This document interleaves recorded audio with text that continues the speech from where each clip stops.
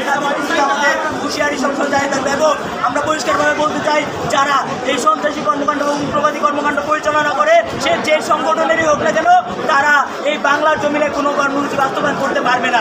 এবং দ্রুত সময়ের মধ্যে এই ইসকনকে সন্ত্রাসী কর্মকাণ্ড এবং উগ্রবাদী কর্মকাণ্ডের দায়ে নিষিদ্ধ ঘোষণা করতে হবে। পাশাপাশি যারা আমার এই ভাইকে কুপায়ে হত্যা করছে, তাদেরকে দ্রুত সময়ের মধ্যে আইনের আওতায় এনে দৃষ্টান্তমূলক শাস্তি নিশ্চিত করতে হবে।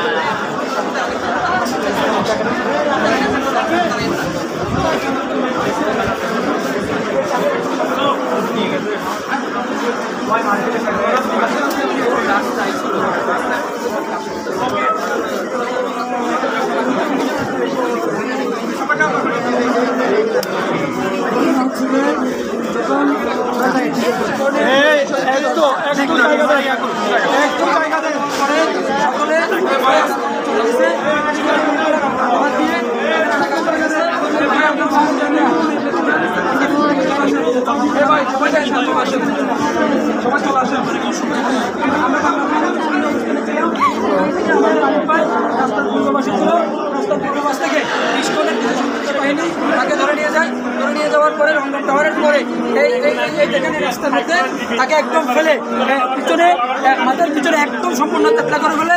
পরে আমরা তিনজনে ওখান থেকে ধরে সিএনজিতে নিয়ে আসি। সিএনজিতে করে আমরা জিরো মেডিকেলে আনার পরে কর্তব্যরত চিকিৎসক মৃত ঘোষণা করেন। সেটা আমরা মানতে চাই নাই। পরবর্তীতে চিকিৎসকগণ ইসিজি করার পরে আমরা নিশ্চিত হয়েছে মেডিকেলি ক্লিনিক্যালি সেটা। তারপরে আমরা এখন ওনার জিনিসপত্র আমার কাছে, ওনার গার্ডিয়ানকে আমরা খবর দিয়েছি। ওনার বউ এবং ওনার বাড়ি হচ্ছে লোহাগাড়া চুনদীতে। উনি চট্টগ্রাম জেলা আইনজীবী সমিতির একজন নিয়মিত সদস্য এবং বাংলাদেশ সুপ্রিম কোর্টের হাইকোর্ট বিভাগের একজন